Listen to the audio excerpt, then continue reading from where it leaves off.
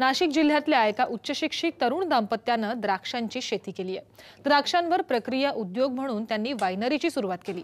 अशोक आणि ज्योत्स्ना सुरवाडे 12,000 लिटर क्षमतेची वायनरी व्यवस्थितरित्या चालवतात। बऱ्यापैकी पर्यावरणपूरक व्यवस्था करून द्राक्षांपासून वाईन निर्मितीमध्ये आपला जम त्यांनी बसवलाय। आज आपण सुरवडे दाम्पत्याच्या वाईन उद्योगाची यशोगाथा जाणून घेण्यासाठी नाशिक जिल्ह्यात जाऊयात।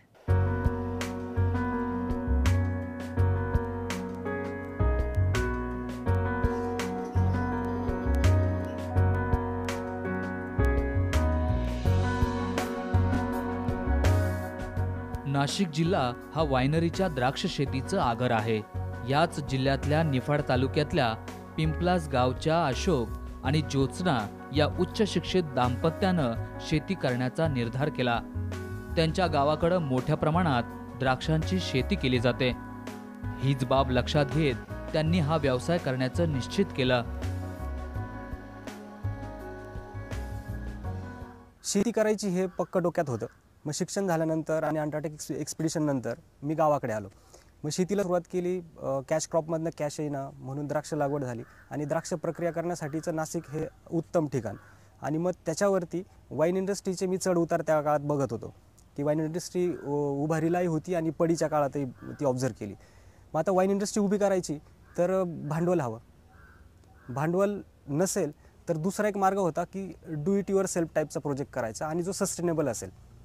म्हणजे जी युरोपात जी कन्सेप्ट असते छोट्या वायनरीची, जो फॅमिली ओन बिझनेस असतो, त्या पद्धतीने जायचा मार्ग आम्ही स्वीकारला। आणि मग काम सुरू झालं। काम सुरू झाल्यानंतर ज्या ज्या अडचणी येत गेल्या, मग त्याच्यावरती लोकली काय काय आपल्याला मार्ग काढता येईल। मे बी रस काढण्याची यंत्र असतील जी इम्पोर्टेडच मिळत होती, मग त्याला आपल्याला लोकल जी काय उपलब्ध साधनं आहेत त्याच्यावरती काय मार्ग काढता येईल, ते तशा प्रकारे सुरुवात करून ह्या उद्योगाची पायाभरणी आम्ही सुरू केली। सुरवडे पती पत्नीनं काहीतरी वेगळं करण्याच्या उद्देशानं शेती करण्याचा निर्धार केला। शेतीमध्ये 7 एकरांवर टप्प्याटप्प्यानं द्राक्षाची लागवड केली। द्राक्ष शेतीला आधुनिक तंत्राची आणि आधुनिक विचारांची जोड दिली।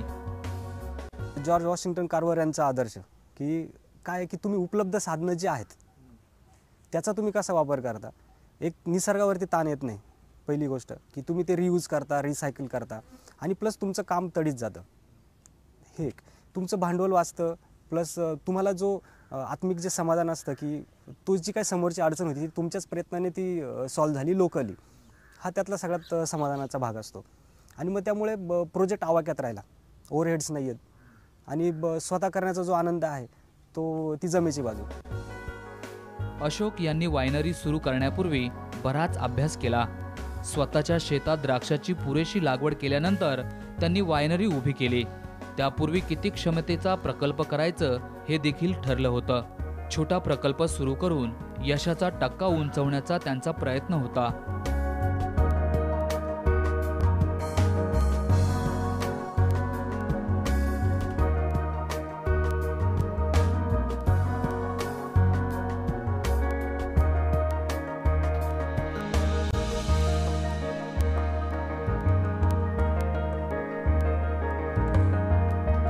सगळा इथला अभ्यास करता असं लक्षात आलं की आपण छोट्याने सुरुवात करावी, ज्याला म्हणतात नाही स्मॉल इज ब्युटिफुल, तसा प्रकार झाला की आता 12,000 लिटरची क्षमता आम्ही प्रेझेंटली आहे आणि ती सुरुवात करून एक 30,000 पर्यंत आम्ही टार्गेट ठेवलेलं आहे। त्याच्यावरती जायचं नाही, हे आमचं एक लक्ष्यमन रेषा आम्ही स्वतःला लिखून घेतली। त्याचं कारण असं की मुळात मास लेवलला गेलो की काही गोष्टींना कॉम्प्रोमाइज सुरू होतात आणि हा जो व्यवसाय आहे हा नुसता व्यवसाय नाही आहे, आम्ही एक छंदिष्टपणे त्याच्याकडे बघत आहोत। म्हणजे हा छंदही आहे, ते आमचं एक पॅशन आहे। तर मग त्याला ते रूप तसंच टिकून राहावं म्हणून एक स्वतःला जी कॅपॅसिटीची जी मर्यादा आहे ती आम्ही आखून घेतलेली आहे। आणि जिथे जिथे प्रत्येक स्टेजला आम्ही स्वतः इन्वॉल्व आहोत, त्यामुळे प्रत्येक कामाचा, प्रत्येक स्टेजचा जो आनंद आहे किंवा जे अनुभव आहे तो आम्हाला येतोय। द्राक्षाची शेती आणि त्यावरील प्रक्रिया उद्योग हे काही वर्षांसाठी करण्याचं नियोजन नव्हतं। दीर्घकाळ यशस्वी नियोजन करण्यासाठी लागणाऱ्या व्यवस्थापन तसंच दीर्घकालीन धोरण आखलं। अशोक यांना या कामात पत्नी ज्योत्स्ना यांची मोलाची साथ मिळते।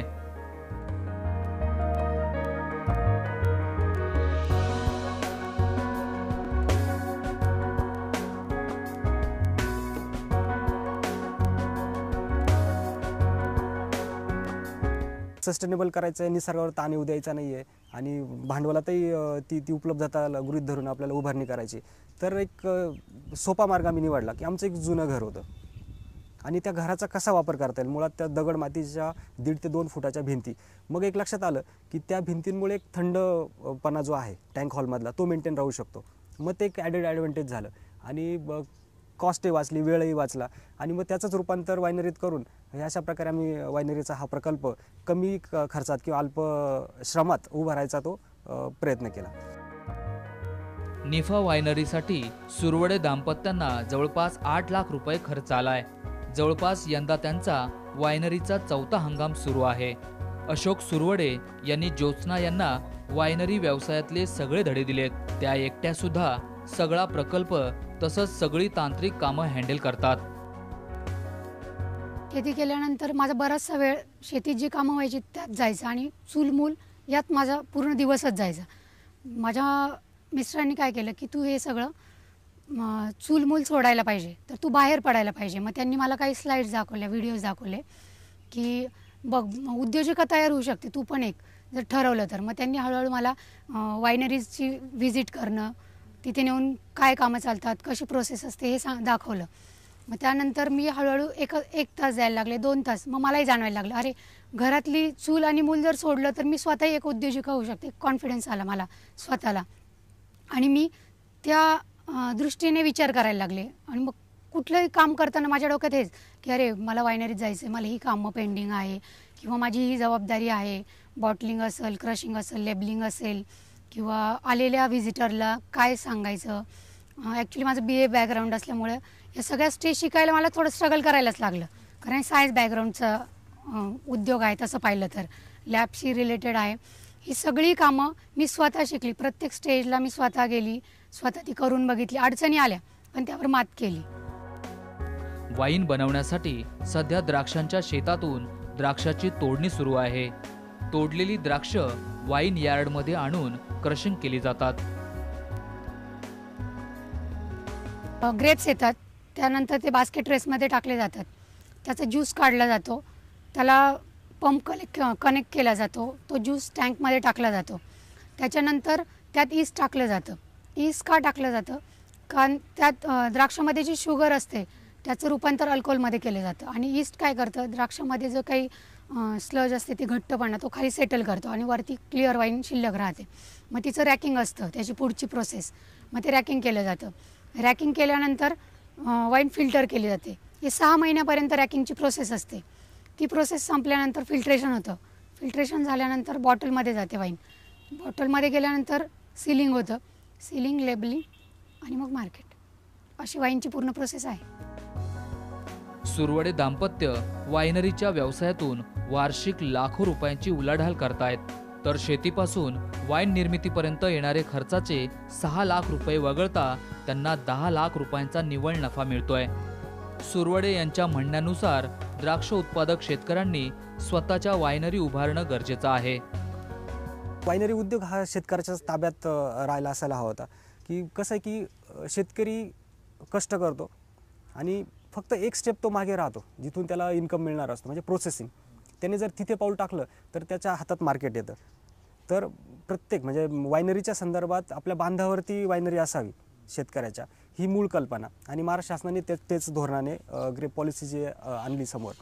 तर आता याच्यामध्ये प्रक्रिया उद्योगाने केलेले जे व्हॅल्यू ॲडिशन होतं, वाईन उद्योगाची आपण सरळ 2 भागात विभागणी करूया. एक आहे की मास लेवलला प्रोडक्शन होतं, मोठे प्रकल्प, आणि एक छोटा प्रकल्प. आता दोघांच्या उत्पादन करण्याच्या प्रक्रियेमध्ये आणि मार्केटिंगमध्ये मूलभूत फरक आहे की मोठ्या प्रकल्पांची जी मार्केटिंगची ती 3 टायर सिस्टीम ती वेगळी आहे. छोटे प्रकल्प काय करू शकतात, आणि जर तो शेतकरी असेल तर तो कृषी पर्यटनाची जोड त्याला देऊ शकतो. त्याच्यातनं काय होईल की त्याचा स्वतःचा कच्चा माल तो तिथे प्रक्रिया होईल आणि जो पर्यटकाच्या रूपाने येणारा कस्टमर त्याच्या दाराशी येईल, तो द्राक्ष बागा बघेल, वाईन प्रक्रियेची तो माहिती घेईल, वाईन चाखेल आणि वाईन खरेदी करेल. म्हणजे ग्राहक तुमच्या दाराशी येईल. ज्योत्स्ना यांनी खेड्यात राहून वायनरीचा प्रकल्प हँडल करण्याचा टार्गेट पूर्ण केलाय. आज त्या एकट्या वायनरी प्रकल्प चालवतात. त्यांच्याप्रमाणे महिलांनी शेतात पिकणाऱ्या शेतमालावर प्रक्रिया करण्यासाठी पुढे येणं गरजेचं आहे. माझ्यासारखंच इतर महिलांना सांगू इच्छिते की तुम्ही जर घराच्या बाहेर थोडंसं 4 भिंतीच्या बाहेर पडलात तर तुम्ही एक काहीतरी स्वतःचं अस्तित्व निर्माण करू शकता किंवा स्वतःची एक वेगळी ओळख निर्माण होऊ शकते. तर तुम्ही ही स्टेज घ्यायला थोडीशी अडचण येते, म्हणजे घराच्या बाहेर पडायला उंबरठा ओलांडताना थोडासा त्रास होणारच, पण ते एकदा उंबरठ्याच्या बाहेर पडलं की मग अडचणी आपोआप सॉल्व्ह होत जातात. तर प्रत्येक महिलेला माझं सांगणं आहे की फक्त तिने चूलमूल न सांभाळता बाहेरच्या जगाकडे बघावं की काय चाललंय आणि एक स्वतःचं मोठ्या प्रमाणात नाही, एक छोटासा उद्योग असणं हे तिच्या स्वतःसाठी खूप चांगलं आहे. सुरवडे दाम्पत्यानं कमीत कमी मजुरांवर चालणारा मेकॅनाइज असा वायनरी प्रकल्प उभारलाय. त्यांचा वायनरी प्रकल्प छोट्या द्राक्ष उत्पादकांसाठीही नक्कीच प्रेरणादायी ठरेल. नाशिकहून जयेश साबळेसह संदीप भुजबळ, साम टीव्ही, मुंबई.